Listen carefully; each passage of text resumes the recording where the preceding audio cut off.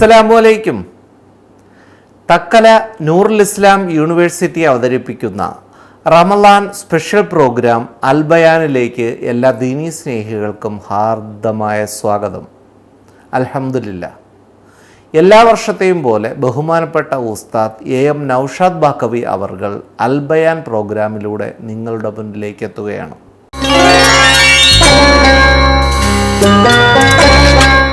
ഈ വർഷം ബഹുമാനപ്പെട്ട ഉസ്താദ് നമുക്കായി പറഞ്ഞു തരുന്നത് ബിലാൽ റളിയല്ലാഹു അൻഹയുടെ ചരിത്രമാണ്.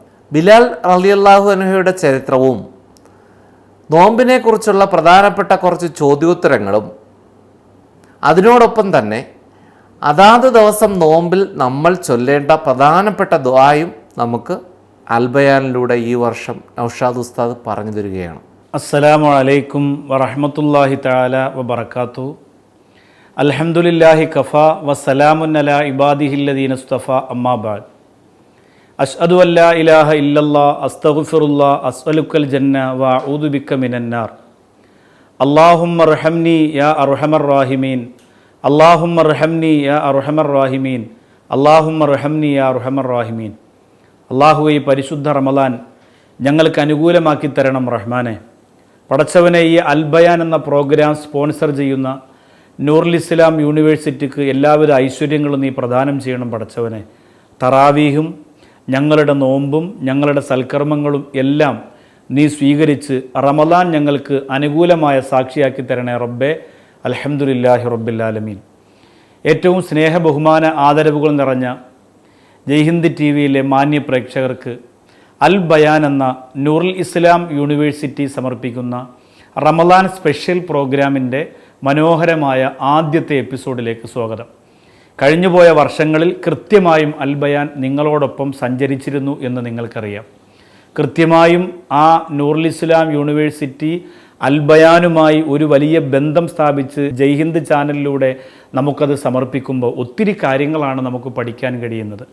നമ്മുടെ റമളാനിൽ നമ്മുടെ തറാവീഹ് നമസ്കാരത്തിൽ വന്നു പോകുന്ന ചെറിയ ചെറിയ വീഴ്ചകൾ പരിഹരിക്കാൻ, നമുക്ക് പ്രാർത്ഥനകളിൽ സജീവമാകാൻ, ഒരുപാട് നേട്ടങ്ങൾ നമുക്ക് കൊയ്തെടുക്കാൻ ഈ റമളാനിൻ്റെ അൽബയാനിലൂടെ സാധിക്കുന്നുണ്ട്. ഒത്തിരി ആളുകൾ റമളാന് മുമ്പ് തന്നെ വിളിച്ച് ചോദിക്കലുണ്ട്, ഉസ്താദ് അൽബയാൻ ഉണ്ടാവില്ലേ, അൽബയാൻ നിർത്തരുത്, എത്ര തിരക്കുണ്ടെങ്കിലും അത് അവതരിപ്പിക്കണം എന്ന് പറയുമ്പോൾ സത്യത്തിൽ ആവേശമാണ്, ആ ഒരു ഇരട്ടി മധുരമാണ് ഈ റമളാനിൻ്റെ രാത്രിയിൽ നിങ്ങൾക്ക് ഇത് തയ്യാറാക്കി തരുന്നതിന് നമ്മെ പ്രേരിപ്പിക്കുന്നത്.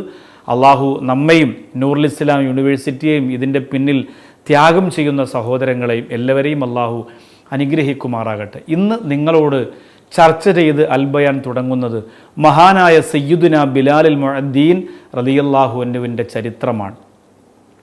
എന്തുകൊണ്ട് ബിലാൽ റളിയല്ലാഹു അൻഹുവിൻ്റെ ചരിത്രം നാം തിരഞ്ഞെടുത്തു? യസ്രിബിലെ പൂങ്കുയിൽ എന്ന് വേണമെങ്കിൽ ബിലാൽ റളിയല്ലാഹു അൻഹുവിനെ പേര് വിളിക്കാം. കറുത്തവനായിരുന്നല്ലോ, ആരും പരിഗണിക്കാതെ, ആരും ഇഷ്ടപ്പെടാതെ വലിച്ചെറിയപ്പെട്ടിരുന്ന ശരീരത്തെ സയ്യിദുന, നമ്മുടെ നേതാവ് എന്ന് ലോകം വിളിക്കണമെങ്കിൽ ആ ചരിത്രം നമ്മൾ പഠിക്കണ്ടേ, ആ ചരിത്രം നമ്മൾ മനസ്സിലാക്കണ്ടേ. ഞാൻ ആ ചരിത്രത്തിലേക്ക് വരാം. ബിലാൽ റളിയല്ലാഹു അൻഹുവിൻ്റെ ഉപ്പ, ഉമ്മ, കുടുംബം അതൊക്കെ പറയുന്നതിന് മുമ്പ് ബിലാൽ റളിയല്ലാഹു അൻഹുവിൻ്റെ ഒരു കണ്ണീരിൻ്റെ രംഗത്തിലേക്ക് നമുക്ക് പോകാം. അറേബ്യയിൽ ഏറ്റവും വലിയ സമ്പന്നനായിരുന്ന മുതലാളിയായിരുന്ന ഉമയ്യത്ത് ധാർഷ്ട്യക്കാരനായിരുന്നു.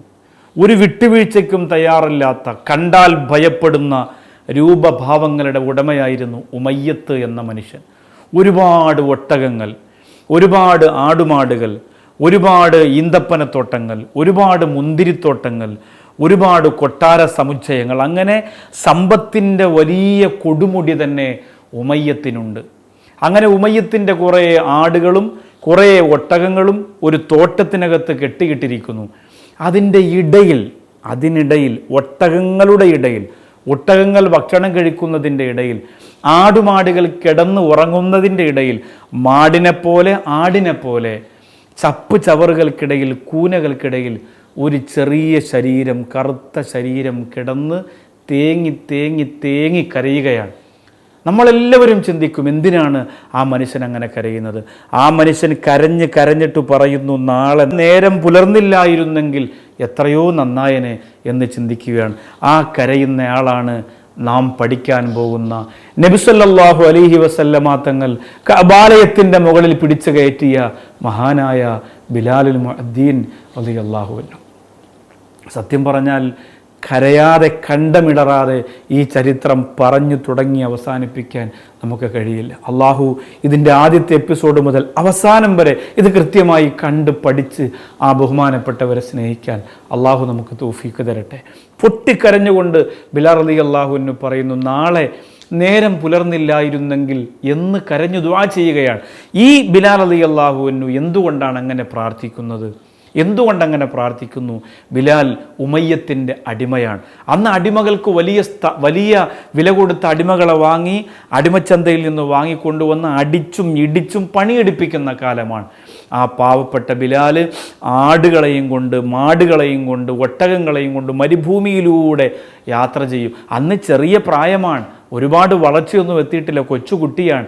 പിന്നെ ആ കൊച്ചുകുട്ടിക്ക് അത്രത്തോളം കഴിവല്ലേ ഉള്ളൂ. ഭക്ഷണം കൊടുക്കൂല ഉമയ്യത്ത്, വെള്ളം കൊടുക്കൂല ഉമയ്യത്ത്.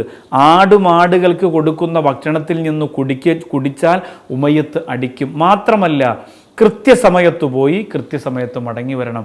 എവിടെയെങ്കിലും ഒന്ന് തണല് കൊള്ളാൻ ഒരു മരത്തിൻ്റെ ചുവട്ടിലെങ്ങാണം ബിലാൽ ഇരുന്നു എന്ന് ഉമയ്യത്ത് അറിഞ്ഞാൽ അന്ന് രാത്രി പിന്നെ ഉമയ്യത്തിന് ബിലാലിനെ ഉറക്കാൻ കഴിയില്ല. ചാട്ടവാറുകൾ ശരീരത്ത് വന്ന് പതിയും. ആ കറുത്ത ശരീരം പൊട്ടി രക്തം പൊടിഞ്ഞൊഴുകും. വേദന സഹിക്കാനാകാതെ ആ വക്കോൽ കൂനകൾക്കിടയിൽ കിടന്നുകൊണ്ട് ബിലാൽ കരയുകയാണ്. നാളെ നേരം പുലർന്നില്ലായിരുന്നെങ്കിൽ. എന്തേ നേരം പുലർന്നാൽ സംഭവിക്കുന്നത്? രാവിലെ തന്നെ ബിലാലിന് ഇറങ്ങണം, ആടുമാടുകളെ കൊണ്ടുപോകണം, മരുഭൂമിയിലൂടെ പോകണം. തളർന്നു വീണാൽ പോലും ഉമയ്യത്തിൻ്റെ അടിയാണ്. എഴുന്നേറ്റ് നടന്നു കൊണ്ടുപോകണം. ആടുമാടുകൾക്ക് ഒട്ടകങ്ങൾക്ക് ഭക്ഷണം കണ്ടെത്തി കൊടുക്കണം. രാത്രിയാകുമ്പോൾ കൃത്യമായി എല്ലാ ആടുകളും ഉണ്ടോ എന്ന് കണക്ക് നോക്കും. ഏതെങ്കിലും ഒരു ആടിന്, ഒരു മാടിന്, ഒരു ജീവിക്ക് വിഷമം വന്നിട്ടുണ്ടെങ്കിൽ അതിന് ശിക്ഷ അനുഭവിക്കുന്നത് പാവപ്പെട്ട ബിലാലാണ്. ഒരു കാരുണ്യവും കാണിക്കാതെ, ഒരു ദയവും കാണിക്കാതെ ഈ ബിലാലിനെ ഇങ്ങനെ ഉപദ്രവിക്കുകയാണ്. ബിലാൽ തിരിഞ്ഞും മറിഞ്ഞും കിടക്കുന്നു. എനിക്കത് ഓർക്കാൻ പോലും കഴിയുന്നില്ലല്ലോ. നാളെ രാവിലെ ഏത് രീതിയിലായിരിക്കും ഞാൻ നേരിടാൻ പോവുക ഉമയ്യത്തിൻ്റെ പെരുമാറ്റം എന്ന് ചിന്തിച്ചുകൊണ്ട് കിടക്കുകയാണ്. ഈ ചരിത്രം നമ്മൾ ഓർക്കണം, ഈ ചരിത്രം നമ്മൾ പഠിക്കണം. ഇവിടം മുതൽ ബിലാൽ റളിയല്ലാഹു അൻഹു ആരാണ് എന്ന് നമ്മൾ മനസ്സിലാക്കാൻ. ബിലാൽ എങ്ങനെ ഇവിടെ എത്തി? ബിലാലിൻ്റെ ഉപ്പ ആരായിരുന്നു? ബിലാലിൻ്റെ ഉമ്മ ആരായിരുന്നു? ഇനി ഈ പ്രിയപ്പെട്ട സഹോദരിമാരോട് ഞാൻ പറയുന്നു, പള്ളികളിൽ നിന്ന് ബാങ്കൊളി മുഴങ്ങുമ്പോൾ നിങ്ങളുടെ മനസ്സിൽ ആദ്യം തെളിഞ്ഞു വരാനുള്ളത്, അള്ളാഹുവേ, ഇത് ലോകത്താദ്യം വിളിച്ചത് ആ കറുത്ത ബിലാലായിരുന്നല്ലോ എന്ന് നിങ്ങളുടെ മനസ്സ് മന്ത്രിക്കണം. എങ്കിലാണ് ഈ അൽബയാനിലൂടെ നമുക്ക് ആ വലിയ നേട്ടം കൊയ്യാൻ സാധിക്കുകയുള്ളൂ. ഇന്നു മുതൽ നിങ്ങൾ ഉണരുമ്പോൾ, നിങ്ങൾ ഉറങ്ങുമ്പോൾ, നിങ്ങൾ അത്താഴം കഴിക്കുമ്പോൾ നിങ്ങളോടൊപ്പം ബിലാൽ റളിയല്ലാഹു അൻഹു എന്ന യസ്രിബിലെ പൂങ്കുയിലിൻ്റെ കറുത്ത ശരീരത്തിലെ വെളുത്ത മനസ്സിലെ ബിലാലുകൂടി ഉണരുകയും ഉറങ്ങുകയും ചെയ്യുമ്പോഴാണ് ഈ ത്യാഗത്തിന് പ്രതിഫലമുണ്ടാവുക. ഇൻഷാ അല്ലാഹ്, അള്ളാഹു അനുഗ്രഹിക്കട്ടെ. പരിശുദ്ധ റമളാനുമായി ബന്ധപ്പെട്ട കുറേ സംശയങ്ങൾ അൽബയാനിൽ വന്നിട്ടുണ്ട്, ധാരാളം സംശയങ്ങൾ. കഴിഞ്ഞുപോയ വർഷങ്ങളിൽ നിങ്ങൾ ചോദിച്ചതൊക്കെ തന്നെയാണ്. എന്നാൽ പോലും ചില കാര്യങ്ങൾ അതിൽ പുതുമയോടുകൂടി പറയേണ്ടതുണ്ട്. അതെല്ലാം ഇൻഷാ അല്ലാഹ് ഉൾപ്പെടുത്തി ഈ ദിവസത്തിലെ ചോദ്യത്തിലേക്ക് കടക്കുന്നു. ചോദ്യോത്തരം കഴിഞ്ഞാൽ ഉടൻ നമ്മൾ ചെയ്യുന്നത്, ഒന്ന്, റമളാനിൽ സജീവമായി നമ്മൾ ധാരാളം ദിക്റുകൾ ചൊല്ലുന്നുണ്ട്. ആ ദിക്റിന് 30 ഗുണം അള്ളാൻ്റെ റസൂൽ പറഞ്ഞിട്ടുണ്ട്. അതിൻ്റെ ഒന്നാമത്തെ ഗുണം നമ്മൾ ഇന്ന് പഠിക്കുന്നു. ഒന്നാമത്തെ തറാവീഹ് 20 റക്അത്ത് പൂർണ്ണമായി നിസ്കരിച്ചാൽ എത്ര പ്രതിഫലം കിട്ടും? അത് നമ്മൾ ഇന്ന് പഠിക്കുന്നു. റമളാനിൻ്റെ ഒന്നാമത്തെ ദിവസം രാവും പകലുമായി നിങ്ങൾ ചൊല്ലേണ്ടുന്ന ദുആ എന്താണ് എന്ന് നമ്മൾ ഇന്ന് പഠിക്കുന്നു. അൽഹംദുലില്ലാ, അങ്ങനെ വിലപ്പെട്ട വിഭവങ്ങളാണ് അൽബയാൻ നിങ്ങൾക്ക് തരുന്നത്. കാത്തിരിക്കുക. നാളെ ഇതേ സമയത്ത് നമ്മൾ ചർച്ച ചെയ്യുന്നത് ബിലാലുൽ മുഅദ്ദി റളിയല്ലാഹു അൻഹുവിൻ്റെ മാതാപിതാക്കൾ എങ്ങനെ ബിലാൽ റളിയല്ലാഹു അൻഹു ഉമയ്യത്തിൻ്റെ അടിമപ്പാളയത്തിൽ എത്തി എന്നതിനെക്കുറിച്ച് ചർച്ച തുടങ്ങുന്നു. അള്ളാഹു അനുഗ്രഹിക്കട്ടെ. ഇന്നത്തെ ചോദ്യങ്ങളിലേക്ക് പ്രവേശിക്കുകയാണ്. അസ്സലാമു അലൈക്കും. അൽബയാനിലെ ചോദ്യോത്തര വേളയിലേക്ക് എല്ലാ ദീനീ സ്നേഹികൾക്കും ഹാർദമായ സ്വാഗതം. അൽഹംദുലില്ലാ, ഈ എപ്പിസോഡിലെ ആദ്യത്തെ ചോദ്യമാണ്. നമ്മൾ അത്താഴം കഴിച്ചു കൊണ്ടിരിക്കുമ്പോൾ ബാങ്ക് കേൾക്കുകയാണെങ്കിൽ ആ സമയം വായിൽ ഭക്ഷണം ഇരുന്നാൽ അത് മാത്രം അകത്തേക്ക് ഇറക്കുന്നതിൽ തെറ്റുണ്ടോ? ഇത് ചോദിച്ചിരിക്കുന്നത് അബ്ദുൽ മനാഫാണ്, തൊളിക്കോട് നിന്നും. നമ്മളൊരു കാര്യം വളരെ ശ്രദ്ധിക്കേണ്ടത്, വിശുദ്ധ റമദാൻ മാസത്തിലെ നോമ്പ് വളരെ പ്രധാനമാണ്. ആ നോമ്പിന് നബി സല്ലല്ലാഹു അലൈഹി വസല്ലമ തങ്ങൾ നല്ല ഒരു സുന്നത്തായി പറഞ്ഞിരിക്കുന്നതാണ് അത്താഴം കഴിക്കുക എന്നത്. അപ്പോൾ അതിന് നമ്മൾ പരമാവധി അതിൻ്റെ ഏറ്റവും ലാസ്റ്റ് ബാങ്ക് കേൾക്കുന്നതിന് തൊട്ട് മുമ്പ് സമയം വരെ നമ്മൾ എത്തിക്കാതെ, ഇപ്പോൾ മഹാന്മാർ പറഞ്ഞിരിക്കുന്നത് ഒരു 50 ആയത്തെങ്കിലും ഖുർആൻ ആയത്ത് ഓതാൻ പറ്റുന്ന കണക്കിന് നമ്മൾ എന്ത് ചെയ്യുക, അത്താഴം കഴിക്കുക എന്ന്. ആ ഒരു ഗ്യാപ്പ് ബാങ്കിനും നമ്മൾ അത്താഴം കഴിച്ച് തീർന്നു കഴിഞ്ഞാൽ ബാങ്കിന് മുമ്പ് ഒരു 50 ഖുർആൻ ആയത്ത് ഓതാൻ പറ്റുന്ന ഒരു അവസ്ഥ ഉണ്ടാക്കിയിട്ട് നമ്മൾ അത്താഴം കഴിക്കുക എന്നതാണ്. ഇനി ഒരു പക്ഷേ യാദർച്ഛികമായി ചില ദിവസങ്ങൾ ഉറങ്ങിപ്പോവുകയോ അല്ലെങ്കിൽ മറ്റെന്തെങ്കിലും സംഭവിച്ചിട്ട് യാത്ര കഴിഞ്ഞ് വരികയൊക്കെ ചെയ്തപ്പോഴാണ് നമ്മൾ അത്താഴത്തിന് സമയമായി അന്നേരം കഴിച്ചപ്പോൾ ബാങ്ക് കേട്ടപ്പോൾ ബാക്കിയകത്ത് കുറച്ച് ഭക്ഷണമായി പോയിട്ടുണ്ടെങ്കിൽ അത് ഇറക്കാമോ എന്നുള്ളതാണ് ചോദ്യം. ഒരിക്കലും അത് നമ്മൾ ഇറക്കാൻ പാടില്ല. നമ്മുടെ വാക്യകത്തിരിക്കുന്ന ഭക്ഷണം നമ്മൾ എന്താണെങ്കിലും ബാങ്കിൻ്റെ സമയമായി കഴിഞ്ഞാൽ അത്താഴത്തിൻ്റെ ടൈം കഴിഞ്ഞു, പിന്നെ നമ്മൾ നോമ്പ് തുടങ്ങുകയാണ്. വാക്യകത്തിരിക്കുന്ന ഭക്ഷണം എന്താണെങ്കിൽ തന്നെയും നമ്മൾ പുറത്തേക്ക് ഇറക്കുക. ചില ആളുകൾക്കുണ്ട്, ചില സാധാരണ ആളുകൾ പറയുന്നുണ്ട് വാക്യകത്തിരിക്കുന്ന ഭക്ഷണം ഇറക്കിയാൽ പിന്നെ പ്രശ്നമില്ല, അടുത്തതെടുത്ത് കഴിക്കണ്ട എന്ന് മാത്രമേ ഉള്ളൂ എന്നല്ല. ഒരിക്കലുമല്ല. നോമ്പ് തുടങ്ങിക്കഴിഞ്ഞാൽ പിന്നെ നമ്മുടെ വാക്യകത്ത് എന്തുണ്ടെങ്കിലും, എന്തിനേറെ പല്ലിനിടയിൽ ഇരിക്കുന്നത് പോലും നമ്മൾ വളരെ വൃത്തിയായി മിസ്വാക്ക് ചെയ്ത് ക്ലീനാക്കി ശുദ്ധിയാക്കി നോമ്പിലേക്ക് പ്രവേശിക്കണം. പിന്നെ ഒരു തരി പോലും നമ്മൾ വാക്യകത്ത് ശേഷിപ്പിക്കുകയോ അത് വയറ്റിലേക്ക് ഇറക്കുകയോ ചെയ്യാൻ പാടില്ല. വളരെ സൂക്ഷ്മതയും ശ്രദ്ധയും ആ വിഷയത്തിൽ നമ്മൾ പാലിക്കേണ്ടതാണ്. അള്ളാഹു അനുഗ്രഹിക്കുമാറാകട്ടെ. നിയത്ത് മറന്നുപോകുവാൻ സാധ്യതയുള്ള ഒരാൾ എല്ലാ ദിവസത്തെയും കൂടി ആദ്യ ദിവസം തന്നെ ഞാൻ ഈ റമദാനിലെ എല്ലാ നോമ്പും പിടിക്കാൻ കരുതി എന്ന് നിയത്ത് വെച്ചാലോ, അത് ശരിയാകുമോ? ഷൗക്കത്ത് കടയ്ക്കൽ നിന്നുമാണ് ചോദിച്ചത്. ഷാഫിഈ മദ്ഹബ് പ്രകാരം അങ്ങനെ നിയത്ത് വെച്ചാൽ അത് ശരിയാവുകയില്ല. ഓരോ ദിവസത്തെ നോമ്പിന് വേണ്ടിയും നാളത്തെ നോമ്പിനെ അള്ളാഹു തആലാക്ക് വേണ്ടി പിടിച്ചു വീടുവാൻ ഞാൻ നിയ്യത്ത് ചെയ്തു എന്ന്, ഞാൻ കരുതി എന്ന് തലേ രാത്രി തന്നെ നിയ്യത്ത് ചെയ്യേണ്ടതാണ്. നവയിത്തു സൗമ ഗദിൻ അൻ അദായി ഫർദ് റമളാനി ആദിഹി സനത്തിൽ ഇല്ലാഹി തആല, ഈ വർഷത്തെ റമളാൻ മാസത്തിലെ ഫർളായ നാളത്തെ നോമ്പിനെ അള്ളാഹു തആലാക്ക് വേണ്ടി പിടിച്ചു വീടുവാൻ ഞാൻ കരുതി എന്ന് ഓരോ രാത്രിയിലും നാളത്തെ നോമ്പിന് വേണ്ടി ഒരു വിശ്വാസി നിയ്യത്ത് ചെയ്യേണ്ടതാണ്. ഇന്നമൽ അഅ്മാലു ബിന്നിയ്യാത്തി, എല്ലാ അമലുകളും പരിഗണിക്കുന്നതും സ്വീകരിക്കുന്നതും നിയ്യത്തുകളെ വെച്ചിട്ടാണ്. നമ്മളെ നിയ്യത്ത് ഏത് തരത്തിലാണോ ആ തരത്തിലേക്കാണ് നമ്മുടെ അമലുകളെ അള്ളാഹു സ്വീകരിക്കുന്നതും തള്ളുന്നതും കൊള്ളുന്നതും. അത് നിസ്കാരമാണെങ്കിലും ഹജ്ജ് ആണെങ്കിലും ഉംറയാണെങ്കിലും എല്ലാം അങ്ങനെ തന്നെയാണ്. സ്വതക്കയാണെങ്കിലും പേരെടുക്കാനാണ്, പെരുമയെടുക്കാനാണ് നമ്മൾ സ്വതക്ക ചെയ്യുന്നതെന്ന് മനസ്സിൽ കരുതിയാൽ അത് അങ്ങനെ തന്നെ ആവുള്ളൂ. അതിന് പരലോകത്ത് പ്രതിഫലം ലഭിക്കുകയില്ല. ഞാൻ പള്ളിക്ക് ഇത്ര കൊടുത്തത്, ഞാൻ അനാഥ കുട്ടിയുടെ കല്യാണത്തിന് ഇത്ര കൊടുത്തത് ആ പേര് കിട്ടാനാണെങ്കിൽ ആ പേര് മാത്രമേ അവന് കിട്ടൂ, അള്ളാഹുവിൻ്റെ ലോകത്ത് പ്രതിഫലം കിട്ടുകയില്ല. അതുപോലെ തന്നെ ഈ റമളാൻ നോമ്പിൻ്റെ ഏറ്റവും പ്രധാനമായ ഒരു കാര്യമാണ് നിയ്യത്ത് എന്നത്.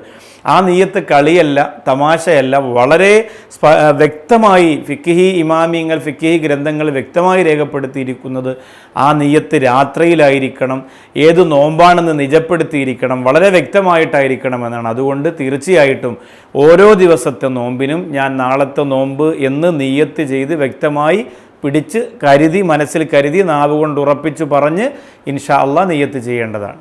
റമളാനിലെ നിയ്യത്ത് രാത്രിയാണല്ലോ. ഒരാൾ നിയ്യത്ത് രാത്രി ചെയ്യാൻ മറന്നു, പകൽ നിയ്യത്ത് ചെയ്യാനും പാടില്ല. അപ്പോൾ അയാൾ എന്താണ് ചെയ്യുക? നോമ്പ് കളാ വീട്ടി പിന്നീട് പിടിക്കലാണോ വേണ്ടത്? ഈ ലെറ്റർ അയച്ച് ചോദിച്ചിരിക്കുന്നത് നസീർ മുഹമ്മദാണ്, കൊല്ലത്ത് നിന്നും. ഞാൻ ഈ പറഞ്ഞതുപോലെ തന്നെ ഈ ചോദ്യത്തിൻ്റെ മറുപടിയും യഥാവിധി നമ്മൾ മനസ്സിലാക്കേണ്ടതാണ്. കാരണം നിയ്യത്ത് അതിൻ്റെ ഒരു പ്രധാന ഭാഗമാണ്. അതൊരാൾ രാത്രി തന്നെ ചെയ്യണമെന്ന് പറഞ്ഞിരിക്കുമ്പോൾ അയാളത് മറന്നുപോയി, അയാളതൊക്കെ ചെയ്യാൻ കഴിഞ്ഞില്ല. രാവിലെ ഒരു 8-9 മണിയായപ്പോഴാണ് പടച്ചവനെ ഞാൻ ഇന്നലെ നിയ്യത്ത് ചെയ്തില്ലല്ലോ എന്ന് ഓർമ്മിച്ചത്. അയാളെ സംബന്ധിച്ചിടത്തോളം തീർച്ചയായിട്ടും അയാൾ ആ നോമ്പിനെ ഖലാ വീട്ടി പിന്നീട് പിടിക്കണം. അപ്പോൾ ഇന്നിനിപ്പോൾ ഏതായാലും നോമ്പില്ലല്ലോ എന്ന് പറഞ്ഞ് പകൽ സമയത്ത് വെള്ളം കുടിക്കാനോ രഹസ്യമായും പരസ്യമായും ഒന്നും നോമ്പ് മുറിയുന്ന, നോമ്പ് തുറക്കുന്ന ഒരു കാര്യങ്ങളും അയാൾ ചെയ്യാൻ പാടില്ല. കാരണം അയാൾ നിയ്യത്തും മറന്നുപോയെങ്കിലും അയാൾ ഉള്ളത് റമളാൻ മാസത്തിലാണ്. ആ നോമ്പിനെ ആദരിക്കേണ്ടതുപോലെ ആദരിച്ചെങ്കിൽ മാത്രമാണ് അയാൾക്ക് വിശുദ്ധ റമളാനിന് ശേഷം അയാൾ ഖളാ വീട്ടി പിടിക്കുമ്പോൾ ഒരു പരിപൂർണമായ നോമ്പിൻ്റെ പ്രതിഫലം അയാൾക്ക് ലഭിക്കുകയുള്ളൂ. അല്ലാത്ത രീതിയിൽ അയാൾക്ക് അതിൻ്റെ നോമ്പിൻ്റെ കൂലി ലഭിക്കുകയില്ല. അതുകൊണ്ട് തീർച്ചയായിട്ടും നിയ്യത്ത് മറന്നുപോയ മനുഷ്യൻ എന്ത് ചെയ്യുക, വൈകുന്നേരം വരെ, അസ്തമയ സമയം വരെ പരമാവധി പിടിച്ചു നിൽക്കുക. നോമ്പ് തുറക്കുന്ന, നോമ്പ് മുറിഞ്ഞു പോകുന്ന ഒരു കാര്യങ്ങളും ചെയ്യാതിരിക്കുക. അത് രഹസ്യമായിട്ടും പരസ്യമായിട്ടും ചെയ്യാതിരിക്കുക. ജനങ്ങളുടെ മുമ്പിൽ മാത്രമല്ല, രഹസ്യമായിട്ടും ചെയ്യാതിരിക്കുക. കാരണം നോമ്പ് രഹസ്യമായ ഒരു അമലാണ്. എന്നിട്ട് അയാൾ എന്ത് ചെയ്യുക, പിന്നീട് ആ റമളാനിന് ശേഷം ആ നോമ്പ് അയാൾ ഖളാ വീട്ടി പിടിക്കുകയും എല്ലാ ദിവസങ്ങളിലും വളരെ ജാഗ്രതയോടുകൂടി നോമ്പിൻ്റെ നിയ്യത്ത് രാത്രി തന്നെ വെക്കാൻ അയാൾ മനസ്സിലാക്കുകയും ഉറപ്പിക്കുകയും ചെയ്യണം. അൽഹംദുലില്ലാ, പരിശുദ്ധ റമളാനിലെ ഒന്നാമത്തെ അൽബയാനിൽ നിങ്ങൾ എഴുതി അയച്ച എല്ലാ ചോദ്യങ്ങളും വളരെ ഗൗരവമുള്ളതായിരുന്നു. മാഷാ അല്ലാ, സർവശക്തനായ റബ്ബിൻ്റെ അനുഗ്രഹം കൊണ്ട് പരിശുദ്ധ റമളാനിൻ്റെ ഒന്നാമത്തെ അൽബയാൻ ഇവിടെ കഴിയുകയാണ്. ഇന്ന് നിങ്ങളോട് പറയുന്നത്, റമളാനിൻ്റെ ഒന്നാമത്തെ തറാവീഹ് പൂർണ്ണമായും നിസ്കരിച്ചു കഴിഞ്ഞാൽ, 20 റക്അത്ത് നിസ്കരിച്ചു കഴിഞ്ഞാൽ നിങ്ങൾക്ക് കിട്ടുന്ന പ്രതിഫലം, ഉമ്മ ഒരു കുഞ്ഞിനെ പ്രസവിക്കുമ്പോൾ ആ കുഞ്ഞിൻ്റെ ശരീരത്തിൽ, ആ കുഞ്ഞിൻ്റെ ഹൃദയം എത്ര പരിശുദ്ധമാണോ അത്രത്തോളം പരിശുദ്ധി വൃത്തിയോടുകൂടി ഒന്നാമത്തെ തറാവീഹ് നിസ്കരിക്കുന്ന മനുഷ്യന് അള്ളാഹു കൊടുക്കുമെന്നാണ്. നഷ്ടപ്പെടുത്തരുത്, ഒഴിവാക്കി കളയരുത്. അള്ളാഹു അനുഗ്രഹിക്കുമാറാകട്ടെ. ഒന്നാമത്തെ തറാവീഹ് നമസ്കാരം കഴിഞ്ഞാൽ പിന്നെ നമുക്ക് രണ്ടാമതെന്ന് പഠിക്കുന്നത് റമളാനിൻ്റെ ഒന്നാമത്തെ ദിവസത്തിലെ ദുആയാണ്. രാവിലും പകലിലും നിങ്ങൾക്കിത് ചെയ്യാം. റമളാനിൻ്റെ ഒന്നാമത്തെ ദിവസത്തെ ദുആ, അല്ലാഹുമ്മ ജ്അൽ സിയാമന സിയാമ സ്വാഇമീൻ വ ഖിയാമന ഖിയാമൽ ഖായിമീൻ. അല്ലാഹുമ്മ ഇജ്അൽ സിയാമന സിയാമ സ്വാഇമീൻ വ ഖിയാമന ഖിയാമൽ ഖായിമീൻ. വളരെ എളുപ്പമുള്ള ദുആയാണ്. പക്ഷെ റമളാനിൻ്റെ ഒന്നാമത്തെ ദിവസത്തിലെ ദുആ എന്ന് പറഞ്ഞ് മഹാന്മാർ നമുക്ക് പരിചയപ്പെടുത്തി തരുന്നത് ഈ ദുആയാണ്. അല്ലാഹുമ്മ ജ്അൽ സിയാമന സിയാമ സ്വാഇമീൻ വ ഖിയാമന ഖിയാമൽ ഖായിമീൻ. അല്ലാഹുമ്മ ജ്അൽ സിയാമന, പടച്ചവനെ ഞങ്ങളുടെ നോമ്പിനെ നീ ആക്കണമേ, സിയാമ സ്വാഇമീൻ, നല്ല യഥാർത്ഥ നോമ്പുകാരുടെ നോമ്പാക്കണമേ പടച്ചവനെ, വ ഖിയാമന, ഞങ്ങളുടെ നൃത്തത്തെ തറാവീഹിനെ, ഇബാദത്തിനെ നീ ആക്കണം, ഖിയാമൽ ഖായിമീൻ, യഥാർത്ഥ നിസ്കാരക്കാരുടെ, യഥാർത്ഥത്തിൽ രാത്രി നിന്ന് നിസ്കരിക്കുന്നവരുടെ നിസ്കാരമാക്കി ഞങ്ങളുടെ നിസ്കാരത്തെ, ഞങ്ങളുടെ ഖിയാമിനെ നീ മാറ്റണേ എന്നാണ്. അൽഹംദുലില്ലാ. അപ്പോൾ ഈ രണ്ട് നേട്ടങ്ങൾ ഇന്ന് പറഞ്ഞു തരുന്നതിനോടുകൂടി റമളാനിൽ സജീവമായി ദിക്ർ ചൊല്ലുന്ന കാലമാണല്ലോ. ഈ ദിക്റിന് 30 ഗുണങ്ങൾ ഹദീസുകളിൽ കാണാം. അതിൻ്റെ ഒന്നാമത്തെ ഗുണമാണെന്ന് പറയുന്നത്, നമ്മൾ പിന്നെ ജീവിതത്തിൻ്റെ എല്ലാ സമയങ്ങളും, ഇപ്പോൾ ബാത്റൂമിലേക്ക് കിടക്കുമ്പോൾ നിങ്ങൾ ദിക്ർ ചൊല്ലണമെന്ന് പറഞ്ഞു, ഭക്ഷണം കഴിക്കുമ്പോൾ ബിസ്മി പറയണമെന്ന് പറഞ്ഞു, ഉറങ്ങാൻ നേരത്ത് ദിക്ർ ചൊല്ലണമെന്ന് പറഞ്ഞു, വാഹനം ഓടിക്കുമ്പോൾ ദിക്ർ ചൊല്ലണമെന്ന്. ഇതൊന്നും വെറുതെ അല്ല, ഇതൊക്കെ വലിയ നേട്ടമാണ്. പ്രത്യേകിച്ച് റമളാനിൽ ചെല്ലുമ്പോൾ ഇരട്ടിക്കിരട്ടിയായി കൂലിയാണ്. ഇതുകൊണ്ടുണ്ടാകുന്ന ഒന്നാമത്തെ നേട്ടം, പിശാച് നമ്മളിൽ നിന്ന് അകന്നു പോകുന്നു എന്നാണ്. നമ്മൾ ദിക്ർ ചൊല്ലിക്കൊണ്ടിരുന്നാൽ പിശാച് നമ്മളിൽ ഇടപെടില്ല. നമ്മൾ നിരന്തരം കുറേ ദിക്ർ, ലാ ഇലാഹ ഇല്ലല്ലാഹ് സുബ്ഹാനല്ലാഹ് അൽഹംദുലില്ലാഹ് ലാ ഹൗല വലാ ഖുവത ഇല്ലാ ബില്ലാഹ്, ഇതൊക്കെ നമ്മൾ നിരന്തരം ചൊല്ലിയാൽ ഇബ്ലീസ്, പിശാച് നമ്മളിൽ നിന്ന് അകന്നു പൊയ്ക്കൊണ്ടേയിരിക്കും. ഒരിക്കലും നമ്മളിലേക്ക് വഴിപിഴപ്പിക്കാൻ അവൻ വരില്ല. ഇതാണ് ഒന്നാമത്തെ നേട്ടം. അപ്പം മറന്നു പോകണ്ട, തറാവീഹ്, ഒന്നാമത്തെ തറാവീഹ് നിസ്കരിച്ചാൽ കിട്ടുന്ന കൂലി, ഉമ്മ ഒരു കുഞ്ഞിനെ പ്രസവിക്കുമ്പോൾ ഹൃദയത്തിനുണ്ടാകുന്ന വിശാലത. രണ്ടാമത്തത് ഒന്നാമത്തെ ദിവസത്തെ ദുആ, അല്ലാഹുമ്മ ജ്അൽ സിയാമന സിയാമ സ്വാഇമീൻ വ ഖിയാമന ഖിയാമൽ ഖായിമീൻ. മൂന്നാമത്തത് ദിക്റിൻ്റെ ഒന്നാമത്തെ ഗുണം, അള്ളാഹു തരുന്നു, പിശാച് നമ്മളിൽ നിന്ന് അകന്നകന്നു പോകുന്നു. അള്ളാഹു അനുഗ്രഹിക്കട്ടെ. അൽഹംദുലില്ലാ. ഈ പ്രോഗ്രാം നിങ്ങളിലേക്ക് എത്തിക്കുന്നത് നൂറുൽ ഇസ്ലാം യൂണിവേഴ്സിറ്റി തക്കല. ഒത്തിരി ആളുകൾ ഈ ഓരോ റമളാനിലും ഈ പ്രോഗ്രാം ഇങ്ങനെ ചെയ്യുമ്പോൾ, കാരണം വെക്കേഷൻ്റെ ടൈം കൂടിയാണല്ലോ, ഒത്തിരി ആളുകൾ വിളിച്ചു നോക്കി അവിടെ അഡ്മിഷൻ എന്താണ് ചെയ്യേണ്ടത്. അഡ്മിഷൻ ഒന്നും ചെയ്യാനില്ല, നല്ല കഴിവുണ്ടാവുക കുട്ടിക്ക്.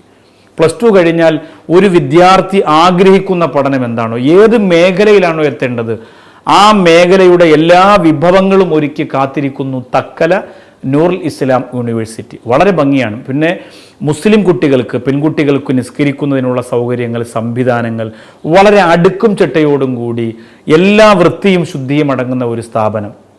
അൽഹംദുലില്ലാ, അള്ളാഹു എല്ലാവിധ ഖൈറും നിഅമത്തും ഉയർച്ചയും ഇനിയും കൊടുക്കുമാറാകട്ടെ. നൂറുൽ ഇസ്ലാം യൂണിവേഴ്സിറ്റിയുടെ അധിപനായ ബഹുമാനപ്പെട്ട അബ്ദുൽ മജീദ് സാർ നല്ല പ്രായമുണ്ടെങ്കിലും അൽഹംദുലില്ലാ ഇബാദത്ത് ആരാധനയിൽ കണിശക്കാരനാണ്. അദ്ദേഹത്തിൻ്റെ നേതൃത്വത്തിൽ നടക്കുന്ന സ്ഥാപനത്തിലും അങ്ങനെ വേണമെന്നത് അദ്ദേഹത്തിൻ്റെ ഒരു വാശിയാണ്. അള്ളാഹുവിൻ്റെ പൊരുത്തമുള്ള സ്ഥാപനമായിരിക്കുക. ഇവിടെ വരുന്ന മക്കൾക്ക് നിസ്കാരമില്ലാതെ, നല്ല വസ്ത്രം ധരിക്കാതെ, കള്ളും കഞ്ചാവും ഒക്കെ കുടിച്ച് മര്യാദയില്ലാതെ പോകുന്നത് ഒരിക്കലും അദ്ദേഹം ഇഷ്ടപ്പെടുന്നില്ല. അതുകൊണ്ട് വളരെ വൃത്തിയോടുകൂടി അടുക്കും ചിട്ടയും അതിർവരമ്പുകളും നിശ്ചയിച്ചു കൊടുക്കുകയാണ് ബഹുമാനപ്പെട്ട അബ്ദുൽ മജീദ് സാഹിബ്. അള്ളാഹു അനുഗ്രഹിക്കട്ടെ. എല്ലാ ഖൈറും അദ്ദേഹത്തിനും നൂറുൽ ഇസ്ലാം യൂണിവേഴ്സിറ്റിക്കും പടച്ചോൻ കൊടുത്ത് സഹായിക്കുമാറാകട്ടെ. അൽബയാനെ കുറിച്ചുള്ള നിങ്ങളുടെ അഭിപ്രായങ്ങൾ, സംശയങ്ങൾ എല്ലാം നിങ്ങൾ എഴുതി അറിയിക്കുക. Albayan, AM Naushad Baqavi, Darul Ishq, Thennoorkonam, Mudapuram PO, Chirayinkeezhu, Thiruvananthapuram. ഇൻഷാ അല്ലാഹ് മഹാനായ ബിലാൽ റളിയല്ലാഹു അൻഹുവിൻ്റെ ചരിത്രത്തിൻ്റെ 2ാം ഭാഗം നമുക്ക് നാളെ കൃത്യം ഇതേ സമയത്ത് ഇതേ ചാനൽ ഇതേ രൂപത്തിലും ഭാവത്തിലും നമുക്ക് കണ്ടുമുട്ടാം ഇൻഷാ അല്ലാഹ്. അതുവരേക്കും അസ്സലാമു അലൈക്കും വറഹ്മത്തുള്ളാഹി തആല വബറകാതുഹു.